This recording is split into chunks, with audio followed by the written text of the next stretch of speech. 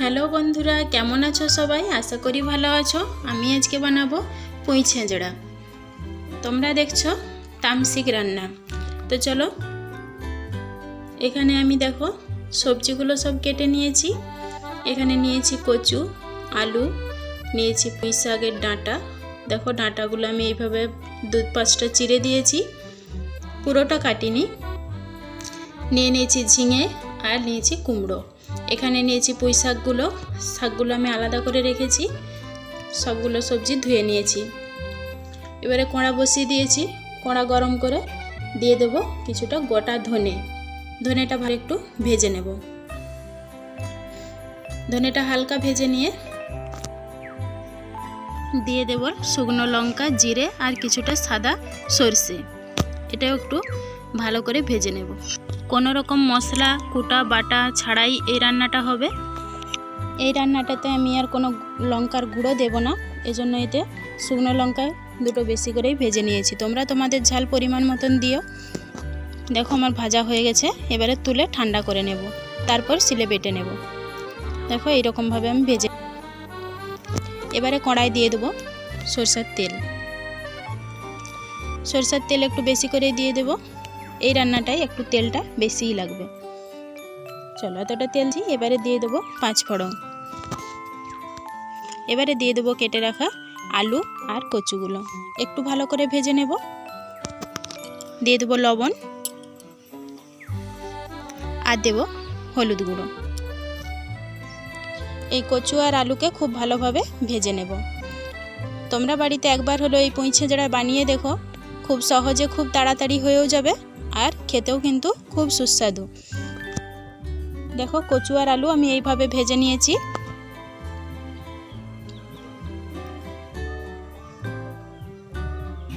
এবারে দিয়ে দেব পুঁই ডাঁটা, কুমড়ো আর ঝিঙে। এগুলোকেও একইভাবে ভালো করে ভেজে নেব।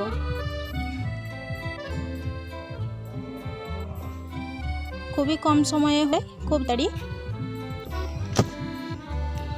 একটু নাড়িয়ে নিয়েছি। এবারে দিয়ে দেবো একটু লবণ আর দেব একটু হলুদ গুঁড়ো, দিয়ে ভালো করে ভেজে নেব।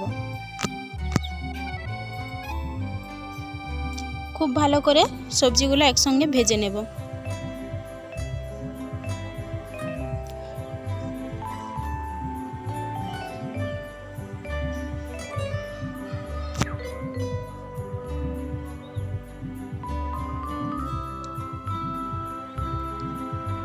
ভাজতেই যা একটু টাইম বেশি লাগবে। এবারে দিয়ে দেবো কেটে রাখা শাকগুলো দিয়ে আবারও ভালোভাবে সব সবজির সঙ্গে মিশিয়ে নেব। শাকগুলো যতক্ষণ না একটু নরম হয়ে যাচ্ছে।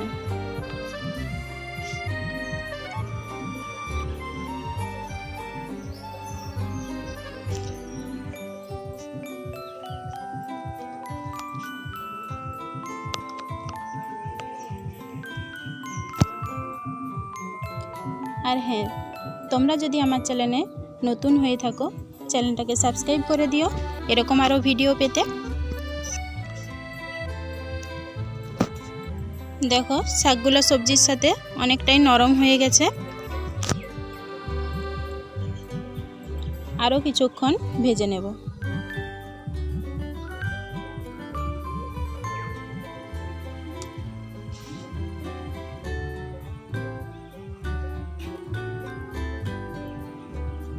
ভেজে নিয়েছি। এবারে দিয়ে দেব ভেজে রাখা মশলাটা আমি খুব পিনো করে বাটিনি, একটু গোটা গোটা রেখেছি, কারণ একটু গোটা গোটা থাকলেই ভালো লাগবে। মশলাটা দিয়ে এবারে সবজির সাথে ভালোভাবে মিশিয়ে নেব।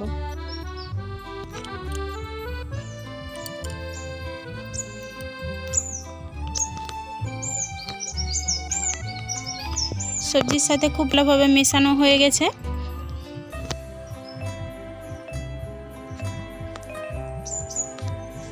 দেখো মশলাটা দেওয়ার পরে কত সুন্দর দেখতে লাগছে।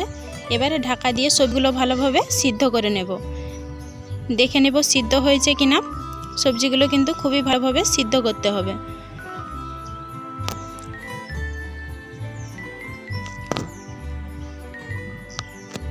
আর একটু সিদ্ধ হবে। সবজিটা থেকে ছিল কিন্তু জলটা শুকিয়ে গেছে, আমার সবজিগুলো সিদ্ধ হয়নি, এজন্য একটু জল দিলাম। জল খুব বেশি দিলাম না, কারণ এটা একটু মাখো মাখো হবে, সবজিটা একটু শুকনো টাইপের, আর এটাই খেতে কিন্তু ভালো লাগবে। আবার ঢাকা দিয়ে সিদ্ধ করে নেব। ঢাকা খুলে দিয়েছি, দেখে নেব সিদ্ধ হয়েছে কিনা। সবজিটা দেখেই মনে হচ্ছে যেন সিদ্ধ হয়ে গেছে, খুব সুন্দরভাবে সিদ্ধ হয়ে গেছে।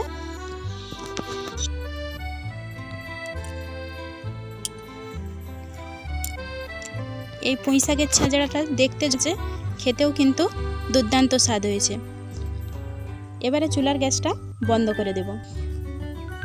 এবারে প্লেটে তুলে তোমাদেরকে দেখাচ্ছি। আবারও বলবো, এই সবজিটা শুধু ভাতের সঙ্গে নয়, ভাত, রুটি, পরোটা সবের সাথেই কিন্তু অসাধারণ লাগবে।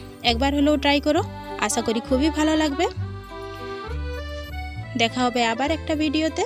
ততক্ষণ ভালো থেকো, সুস্থ থেকো।